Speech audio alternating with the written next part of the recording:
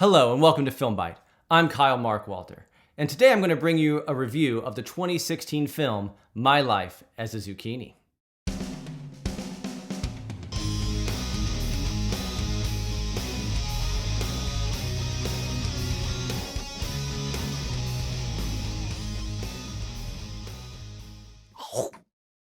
My Life as a Zucchini came out in 2016 and is a Swiss-French co-production. It was directed by the Swiss director Claude Barras and is one of those animated films that sadly has flown way under the radar. I recommend it a lot to my students who are in my film class, and I hope that in this review I can give you a little insight into what makes this movie so special and such an outstanding example of powerful animated storytelling. So let's get into it. My Life as a Zucchini, or My Life as a Courgette, as it is sometimes called, follows a young boy, 9 years old, named Zucchini. It's what his mom calls him. And unfortunately, his mother and his father are separated, and his mother is an alcoholic.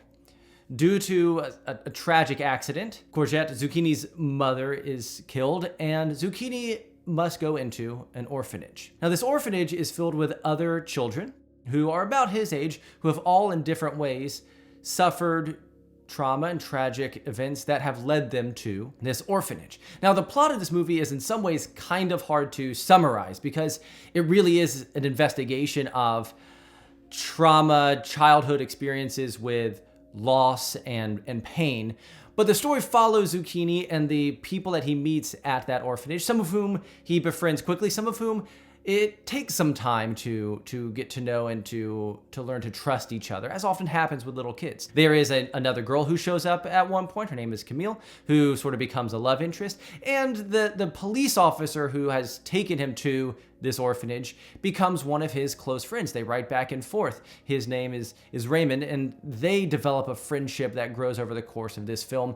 And as we watch Zucchini and his experiences, we get to see and learn about what it is like to be a child, 9 years old, 10 years old, experiencing a world that has both really great highs of joy and happiness and really deep lows of pain and trauma and loss. All the children in the orphanage have very unique stories that are just so sad and heartbreaking. And even the adults in the world have trauma and loss. One of the great things about this movie is that almost every character in there is broken in some way, and that helps pull us into the experiences that they have and how they learn to grow and deal with and grow from that trauma and loss. And in many ways, it is such a simple story. The movie's only like a little over an hour long, but that simplicity lets the story just like build an increasing level of profundity and depth through the small sort of accumulation of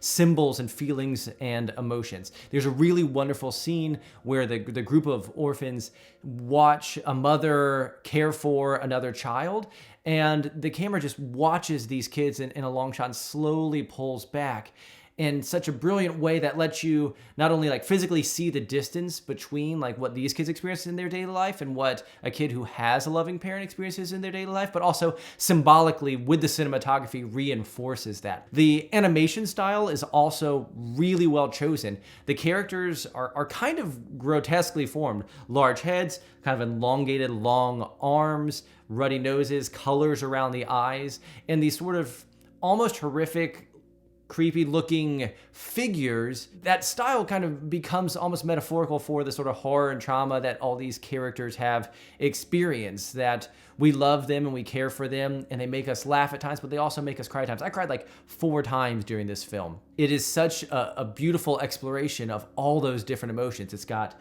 it's joyful and vivacious at times. It is funny. It is quirky, it is heartbreaking and tear-jerking and sad, and builds to a wonderful exploration of what makes family, what is the thing that drives us to be loved and either to block people off from that love or to allow people into that love. My Life as a Zucchini is just a phenomenal film from the last 5-10 years. In fact, I would actually say it's probably one of the best animated films I've seen from the past 10 years or so. And what really is painful to me is that, you know, in the Academy Awards, I think the best animated feature film is often actually one of the places where really, really great films get lost in the shuffle. We often focus on those really high name, big name films like Zootopia or like Toy Story 3, Toy Story 4 even this past year, things like that.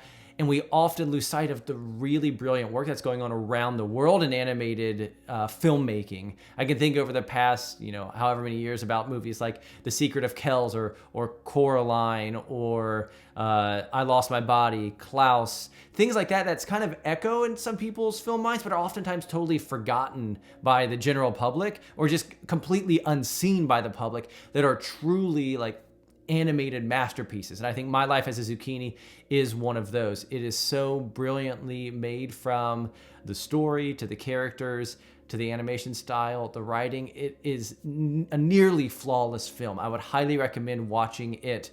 Put on your list. It's on Netflix. It's a fairly short film. And then you can check out some of those other great animated films that are often overlooked. I would give My Life as a Zucchini 4 out of 5 bites for sure. It is incredible. Watch it once, watch it again, and just let the emotion really sink in. I think it's one of those films that, like, if it doesn't touch you on some level, there may be something wrong. Thanks for watching Film Bite. I'm Kyle Markwalter. Please make sure you come back here for more videos and reviews and subscribe to my channel. I'll see you again next time.